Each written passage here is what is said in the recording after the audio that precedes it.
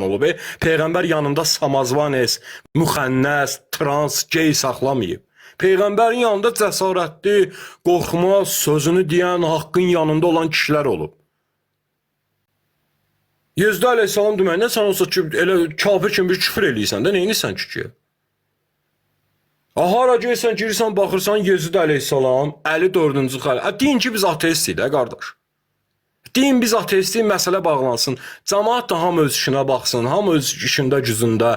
Yəni sizə nə vaxt ayırsın ki, olsa vaxt ayırdım. Burada 5 dəqiqə söhbət elədim. Nə səhifəni oxumusan, heç bir tarixi mənbədən, yalandan Qurandan 3 dənə ayə oxumusan, şirk deyə düşmüsən ortaya. Heç bir şey də bilmirsən. Düşdün, qaçdın, çıxdın, getdin. Deyirəm, İbn Kəsir gətirir ki, Əl-Bidayə və Nihayəsində.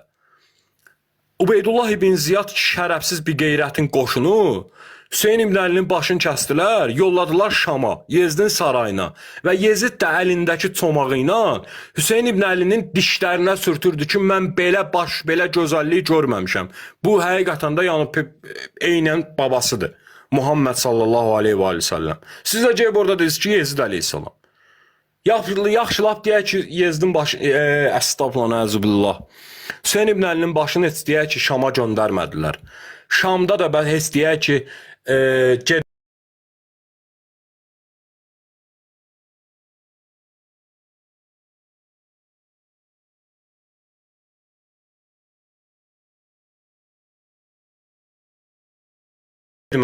deyək ki, Yezdin də xəbəri yox idi. Yaxşı, Yezid niyə cəzalandırmadı? Bəs Murad